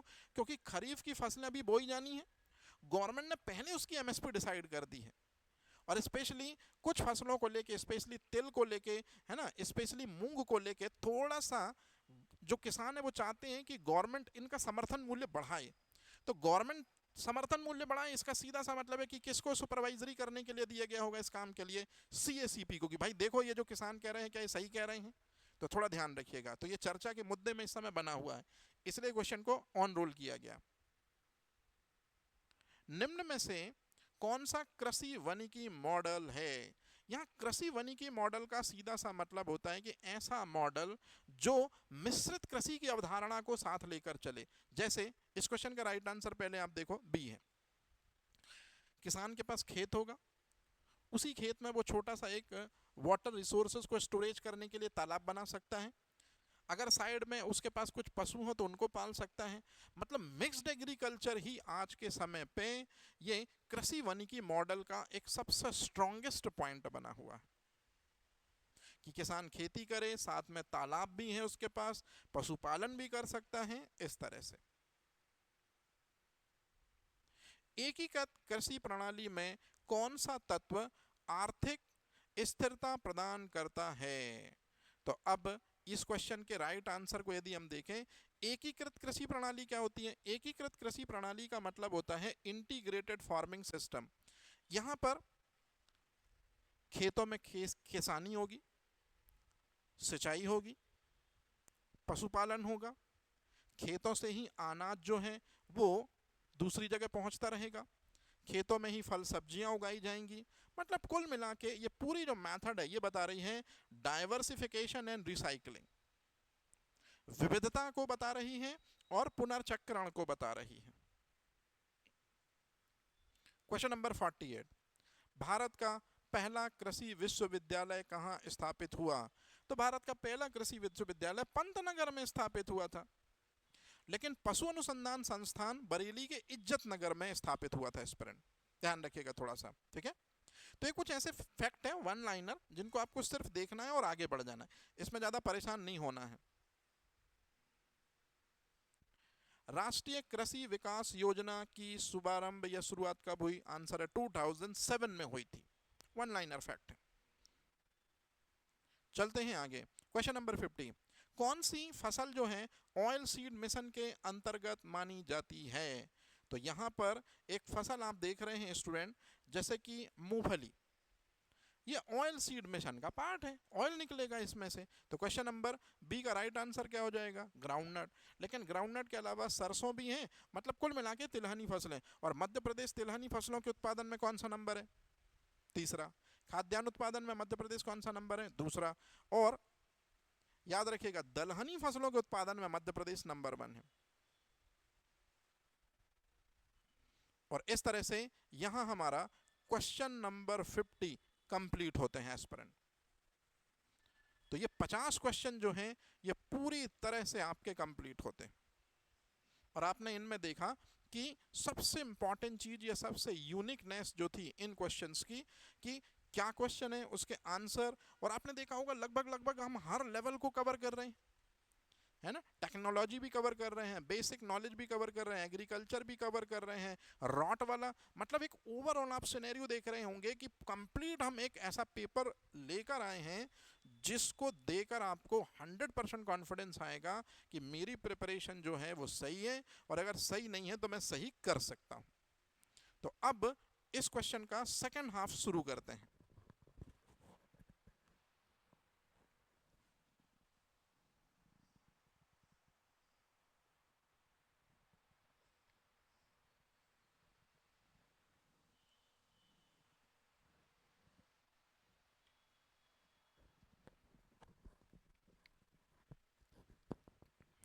चलिए, तो अब हम क्वेश्चन नंबर 51 पर आगे बढ़ते हैं। क्वेश्चन नंबर 51 है, निम्न में से कौन सी मिश्रित कृषि प्रणाली का उदाहरण है? तो इसमें सबसे पहले क्वेश्चन नंबर 51 में जो राइट आंसर है स्टूडेंट वो बी है। मिश्रित एग्रीकल्चर सिस्टम का मतलब क्या होता है? ध्यान से सुनिएगा। ऐसा एग्रीकल्चर सिस्टम जिसमें मेन क्रॉप के साथ साथ में हम एनिमल हस्बेंड्री को भी प्रमोट करें। और आज के समय पे इसी एग्रीकल्चर सिस्टम को हम कहते हैं एकीकृत कृषि प्रणाली। एकीकृत वर्ड जहां भी लगेगा तो हम क्या कर रहे हैं? समराइज कर रहे हैं दो अलग अलग कॉन्सेप्ट को। तो इस तरह से क्वेश्चन नंबर 51 का राइट आंसर क्या हो जाएगा? बी। कोई कंफ्यूजन तो नहीं इसमें? चलते हैं आगे। नाबार्ड एक कृषि के लिए स्पेशली डिजाइन किया हुआ वो बैंक था कि किसान अगर कई बार फसलों के उत्पादन में उतनी बेतहाशा वृद्धि उनको नहीं दर्ज हो पाती, कई बार क्लाइमेटी डिजास्टर की वजह से फसलें यदि क्या हो जाती हैं? बर्बाद हो जाती हैं, तो कोई बैंक होना चाहिए जो दरअसल में किसानों को लोन उपलब्ध कराए कम ब्याज दरों पर। इंदिरा गांधी जी द्वारा ऐसा पहली बार सोचा गया, लेकिन नॉलेज दिया गया शिवरामन समिति के द्वारा। तो एक बहुत बड़ी स्टोरी है स्टूडेंट, शॉर्ट में समराइज करके सिर्फ इतना बता सकता हूं। साल 1982 वो टाइम है जब इंदिरा गांधी जी के कहने पर एक कृषि बैंक नाबार्ड की स्थापना की गई। चलिए, फसाए का मुख्यालय कहां पर स्थित है? तो इस क्वेश्चन में मेरे को नहीं लगता किसी को कोई दिक्कत होगी। न्यू दिल्ली में फसाए का हेड ऑफिस जो है वो स्थित है। इसी में आगे खाद्य पदार्थों में टोटल क्वालिटी मैनेजमेंट किसका समन्वयन करता है? तो टोटल क्वालिटी मैनेजमेंट जो है ये समग्र प्रक्रिया नियंत्रण में मदद करता है। यहाँ समग्र प्रक्रिया नियंत्रण का मतलब जो फूड आइटम्स हैं वो क्वालिटी भी हो, फूड आइटम्स का टेक्सचर भी अच्छा हो, फूड आइटम्स में से किसी तरह का कोई ओडर भी ना हो, फूड आइटम्स कंटामिनेटेड ना हो, फूड आइटम्स को यदि हम खाएं तो हार्मफुल ना हो। मतलब सारे के सारे जो पॉइंट्स हैं वो ह्यूमन के लिए सेफ होने चाहिए यदि आप किसी फूड आइटम्स को कंज्यूम करते हैं या इनटेक करते हैं। तो याद रखिएगा, इसी को टोटल क्वालिटी मैनेजमेंट कहा जाता है। क्वेश्चन नंबर 55, एग मार्क का प्रमाणन कौन करता है? तो एग मार्क किन के लिए होते हैं ये तो आपने हमेशा पढ़ा है, लेकिन एग मार्क जारी कौन करता है, उसको प्रमाणित कौन करता है? तो यहां पर एक नाम लिखा है directorate of marketing and inspection, मतलब डीएमआई दरअसल में एग मार्क को जारी करता है। याद रहेगा, जो कृषि जनित उत्पादों पर स्पेशली एग मार्क दिए जाते हैं। अच्छा, अब इसके बाद ISO 22000 या 22200, ये ISI एक मार्क होता है। ये उस उत्पाद को दिए जाते हैं स्टूडेंट जो खाद्य सुरक्षा प्रबंधन प्रणाली से जुड़े हुए होते हैं। क्वेश्चन नंबर 57, खाद्य सुरक्षा की कौन सी 3 आधारशिलाएं हैं? मतलब उस फूड आइटम्स को हम बेहतर मानेंगे जिस फूड आइटम्स में एक भी माइक्रोबियल एक भी माइक्रोब्स ना हो, मतलब माइक्रोबियल फ्री हो, एक भी केमिकल्स उसमें हार्मफुल ना हो, और देखने में खाने में है ना वो अच्छा लगे। मतलब उस फूड आइटम्स को हम बेस्ट क्वालिटी का मानेंगे जो बायोलॉजिकली, केमिकली और फिजिकली जो हो वो क्या हो, हैजार्डस से प्रिवेंट हो। फसाए का लोगो किस आकृति का है? अब ये तो क्वेश्चन आपसे बन ही जाएगा कि लीफ इन अ बाउल, मतलब कटोरी में एक पत्ता, ये फसाए का दरअसल में लोगो स्ट्रक्चर है। GMP का फुल फॉर्म, मतलब आप देख रहे हैं ना स्टूडेंट, कुछ क्वेश्चन हमने ऐसे डिजाइन किए हैं कि जो एकदम सिंपल है, लेकिन वहीं कुछ क्वेश्चन हमने ऐसे डिजाइन किए हैं जो आप लोगों को देखते ही क्लिक कर लेने हैं। जैसे GMP का फुल फॉर्म, अब इसमें मैं कितना भी सर पीटूं, आपको टाइम दे दूं, अगर आपने पढ़ा होगा तो ही बनेगा, नहीं पढ़ा होगा तो आपको नहीं आएगा कहीं से आइडिया। तो बस अगर कई बार लाइफ में कुछ ऐसी चीजें आती हैं जो एकदम से यूनिक आती हैं तो आप उनको देख के कंफर्म कर लिया करो। ये नहीं कि ये नहीं पढ़ाया गया या इसको पढ़ना चाहिए या क्या, तो भाई पढ़ना चाहिए तो इसके जस्ट बाद में, इस क्वेश्चन के बाद में आप नेट पे और गूगल पे सर्च कर सकते हो। हाय तौबा नहीं मचानी है। मेरी बात समझ में आ रही? पहली बार कोई यूनिक चीज देखी आपने, सबसे पहले उसका फुल फॉर्म, जैसे पहली बार आप देख रहे होगे कई एस्पिरेंट, तो गुड मैन्युफैक्चरिंग प्रैक्टिसेस कहलाता है। ये हो गया। अब नेट पे आराम से जैसे ये सेशन खत्म हो आप डाल के देख लीजिए कि GMP क्या कहलाता है, what is the role of GMP, है ना, इस तरह से। Question number 60, critical control point का उदाहरण कौन सा है? तो पाश्चुरीकृत तापमान, जैसे 63 डिग्री सेंटीग्रेड फॉर 30 मिनट, इसको कहते हैं low temperature method. 71 degree for 15 second, इसको कहते हैं हाई टेम्परेचर मेथड। तो पाश्चराइजेशन मेथड में आपको क्रिटिकल कंट्रोल पॉइंट मिल जाता है जिस पर्टिकुलर पॉइंट पर बैक्टीरिया या माइक्रोबियल एंटिटी पूरी तरह से डिस्ट्रॉय हो जाती है। कोडेक्स एली, तो दरअसल में कोडेक्स एक ऑर्गेनाइजेशन है, मैंने आपको बताया था एक संस्था है जिसको FAO और WHO ने डिजाइन किया था ताकि फूड आइटम्स पे रॉट, फूड आइटम्स पर कंटामिनेशन, फूड आइटम्स की क्वालिटी, फूड आइटम्स के जो मानक हैं वो नेशनल और इंटरनेशनली जो है वो एक से बने रह सकें, मतलब फूड आइटम्स की क्वालिटी अफेक्टेड ना हो, इसके लिए कोडेक्स डिजाइन की गई थी। स्प्रेंट HACCP की कितनी प्रमुख सिद्धांत प्रणालियां होती हैं? आंसर है 7। इसमें थोड़ा सा लंबा समय लग जाएगा, इसलिए इसको सीधा वन लाइनर लेने देते। कौन सा एक केमिकल हैजार्ड माना जाता है? तो यदि किसी फूड आइटम्स में क्या आ गया स्टूडेंट, इंसेक्टिसाइड आ गया, और इंसेक्टिसाइड जो होते हैं जैसे डीडीटी हो गया, बीएचसी हो गया, ये सब इंडस्ट्री में केमिकल से बनते हैं, तो इसीलिए केमिकल हैजार्ड में हम इसको मान लेंगे। फसाए का लाइसेंस नंबर कितने नंबर का होता है? मतलब फसाए का लाइसेंस नंबर 14 अंकों का होता है। फिर है भारत का सबसे बड़ा बागवानी फसल उत्पादक राज्य। उत्तर प्रदेश बिल्कुल नहीं होगा, रिसेंट डाटा बताता है आंध्र प्रदेश नंबर 1 है, ध्यान रखिएगा ये चीज। उत्तर प्रदेश खाद्यान्न उत्पादन में नंबर 1 है, पश्चिम बंगाल जूट में, और पंजाब की बात करें तो प्रति हेक्टेयर उत्पादन में आज भी गेहूं में प्रति हेक्टेयर की बात करें।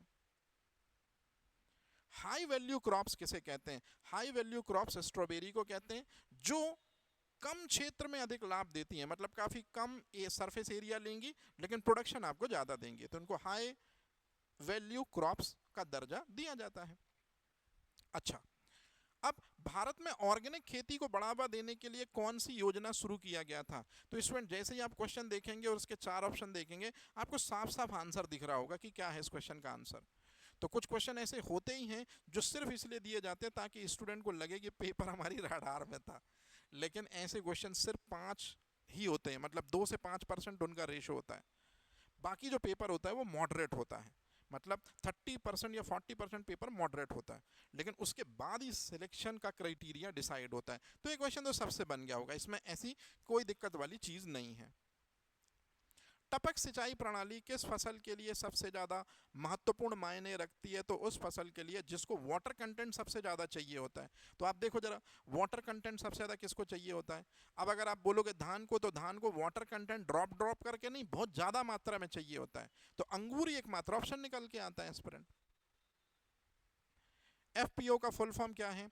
तो एफपीओ दरअसल में फार्मर का एक ग्रुप है, फार्मर प्रोड्यूसर ऑर्गेनाइजेशन है दरअसल में, जिसमें गेहूं उगाने वाला, चावल उगाने वाला, सब्जी उगाने वाला, इस तरह के किसी, मान लीजिए रूरल एरिया में कोई किसान है जो बेहतर सब्जी उगाता है ज़्यादा मात्रा में, बेहतर राइस उगाता है कोई दूसरा किसान ज़्यादा मात्रा में, कोई तीसरा किसान है वो गेहूं बहुत ज़्यादा मात्रा में उगाता है, तो ये तीनों के तीनों अपना एक यूनिक क्या कर सकते हैं, एक एक कमिटी बना सकते हैं, या अपनी एक दरअसल में क्या बना सकते हैं, अपने आप को एक नाम से रजिस्टर्ड करा सकते हैं।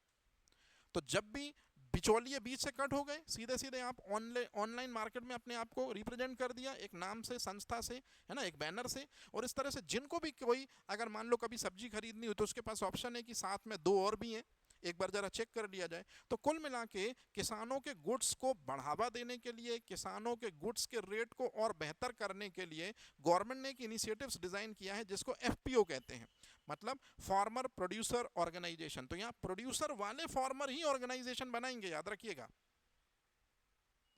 क्वेश्चन नंबर 70, भारत में मिश्रित कृषि का सबसे अच्छा एग्जाम्पल क्या है? आंसर है गेहूं के साथ भैंस का पालन। क्यों?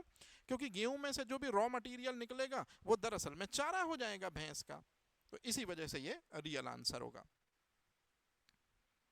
सबसे अधिक पोषण देने वाली बागवानी फसल कौन सी है? आंसर स्टूडेंट गाजर, बीटा कैरोटीन, विटामिन ए का सोर्स है, तो ये तो हालांकि आपसे बन जाता, ठीक है।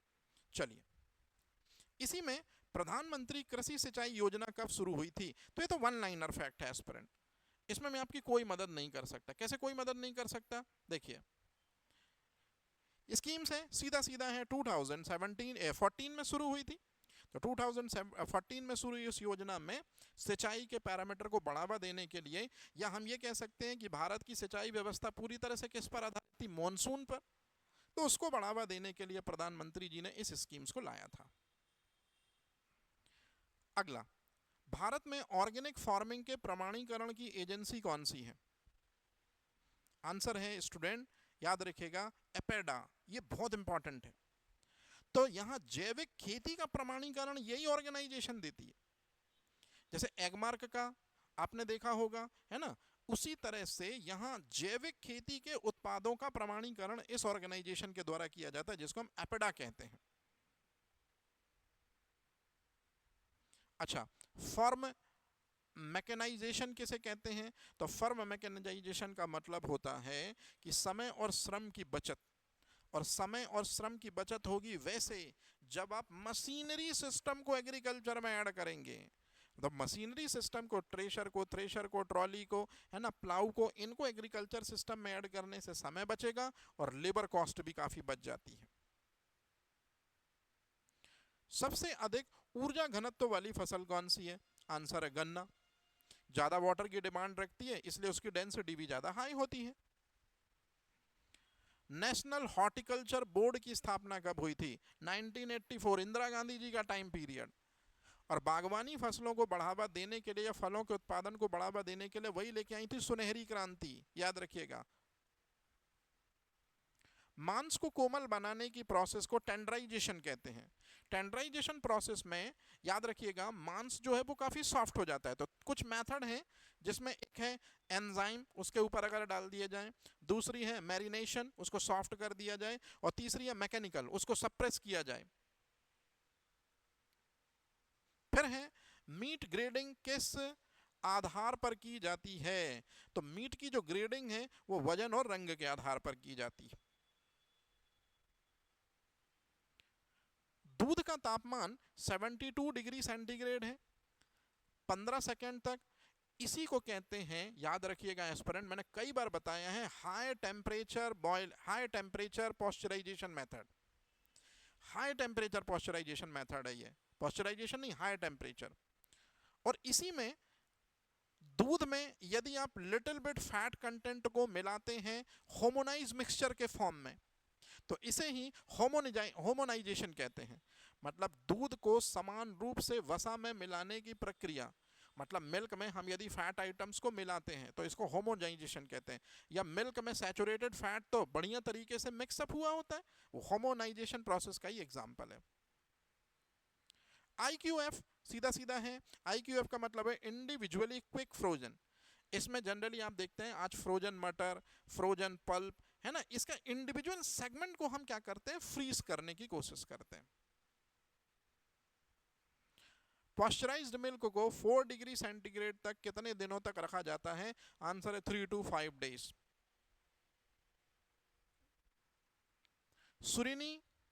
सुरिमी एक मछली की वैरायटी है, हालांकि इसकी वजह से भी फूड पॉइजनिंग हो सकती है, लेकिन काफी पॉपुलर है। ये मछली की जो वैरायटी है, सफेद मांस की मछली है, इसको धोकर पीसकर इसको आकार दिया जाता है और ये डिश सुरीनी कहलाती है। बटर या मक्खन बनाने की ट्रेडिशनल मेथड जो है उसे हम चर्निंग कहते हैं। ये फेंटने वाली मेथड होती है। जनरली आपने देखा होगा कि रूरल एरियाज में जो ज़्यादातर विलेजर्स की महिलाएं हैं वो ये काम करती हैं। हाँ, क्वेश्चन नंबर 85 आपके लिए बहुत इंपॉर्टेंट है। यहाँ U का मतलब है अल्ट्रा, H का मतलब है हाई, T का मतलब है टेम्परेचर। तो अल्ट्रा हाई टेम्परेचर मेथड दरअसल में पॉस्चराइजेशन मेथड की तीसरी मेथड है, जिसमें हमको दूध को क्या करना है, इतना टेम्परेचर देना है। देख लीजिए अच्छे से। और इतने टेम्परेचर दूध को हमको इतने सेकंड तक रखना है। मतलब यदि किसी दूध को 135 डिग्री सेंटीग्रेड टेम्परेचर देंगे तो सिर्फ 2 सेकंड या 3 सेकंड तक दूध को इतना टेम्परेचर देके हम ठंडा कर देंगे। तो इसी को कहते हैं अल्ट्रा हाई टेम्परेचर मेथड। मतलब याद रखिएगा, यहाँ 2 क्वेश्चन हो गए। अल्ट्रा हाई टेम्परेचर मेथड में दूध को कितने टेम्परेचर पर रखा जाता है? आंसर है 135 से 150। और दूसरी चीज है कि 2 से 3 सेकंड तक रखा जाता है। याद रहेगा स्टूडेंट?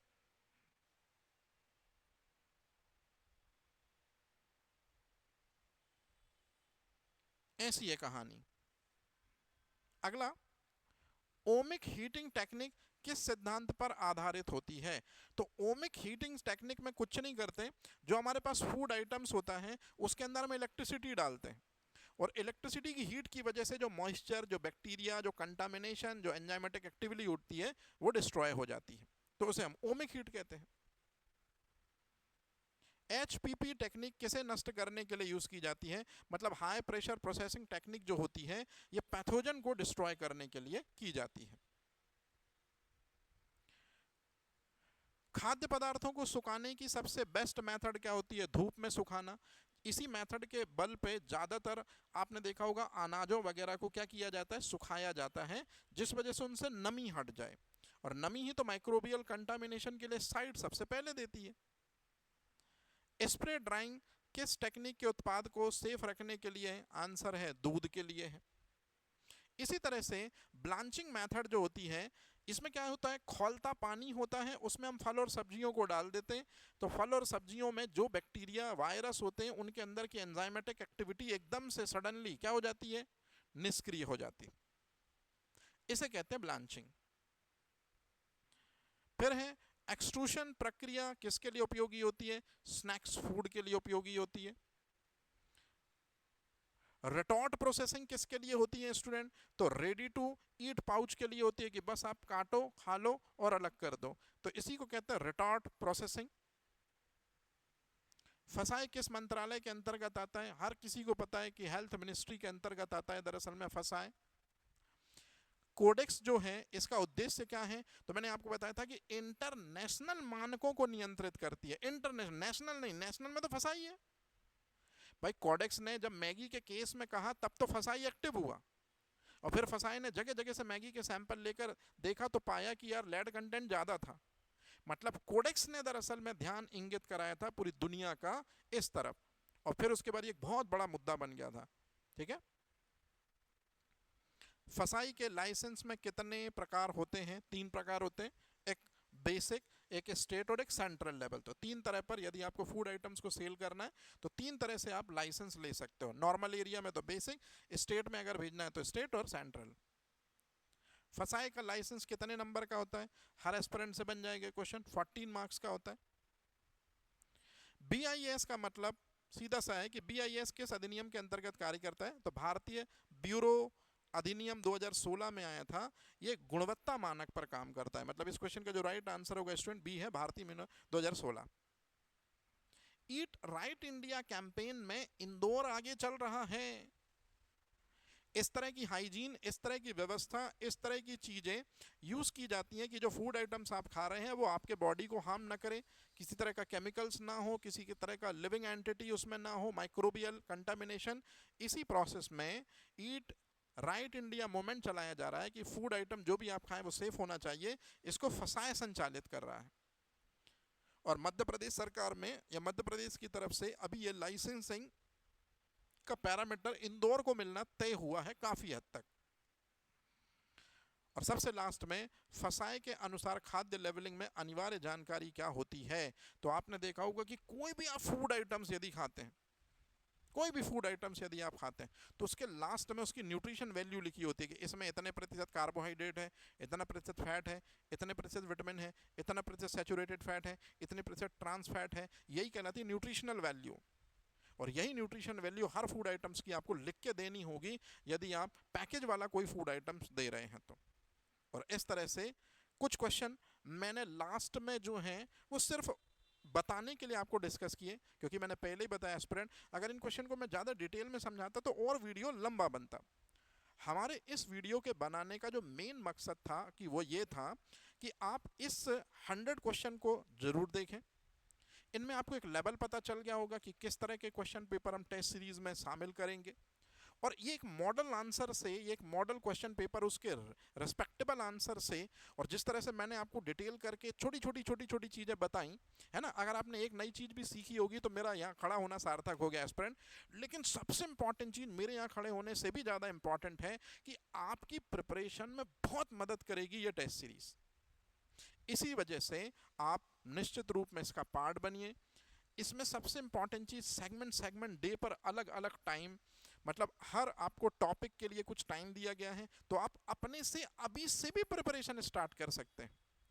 और जो पुराने समय से प्रिपरेशन कर रहे हैं वो अपनी प्रिपरेशन में एक धार जरूर ले सकते हैं। तो इस तरह से उम्मीद करते हैं कि एफएसओ के लिए अब कोई राह में परेशानी नहीं होगी। एक आइडियल ट्रस्टेड टेस्ट सीरीज आपके पास है। कोई भी यदि आपको ज़्यादा इंफॉर्मेशन चाहिए है, कोई भी अगर आपको संबंधित और जानकारी यदि चाहिए है, तो निश्चित रूप में आपके सामने ये लिखा रखा है, जिसमें एफएसओ की तरफ से या एफएसओ के लिए टेस्ट सीरीज के लिए एसएमजे इंस्टीट्यूशंस भी हैं, और ये रहे स्टूडेंट 2 नंबर। तो किसी भी एस्पिरेंट को कोई भी क्वेरी है, कोई भी प्रॉब्लम है, वो यहाँ कर सकता है बात। और यहाँ मेरा साथ आपका होता है खत्म। ठीक है, तो जो समझदारी वाली बातें मैंने इन वीडियोस में की हैं, वही समझदारी के साथ आपको क्वेश्चनों को सॉल्व करना है।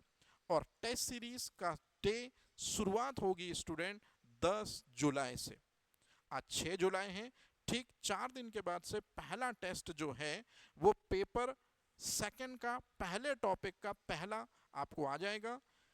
इसी वीडियो के डिस्क्रिप्शन में आपको लिंक मिल जाएगा, जिसके जरिए आप उस चैनल में डायरेक्ट पहुंच सकते हैं, जिसमें आपको रिलेटेड क्वेश्चंस मिलते चलेंगे और निश्चित रूप में उसका डिस्क्रिप्टिव वैल्यू भी आपको मिलता चलेगा।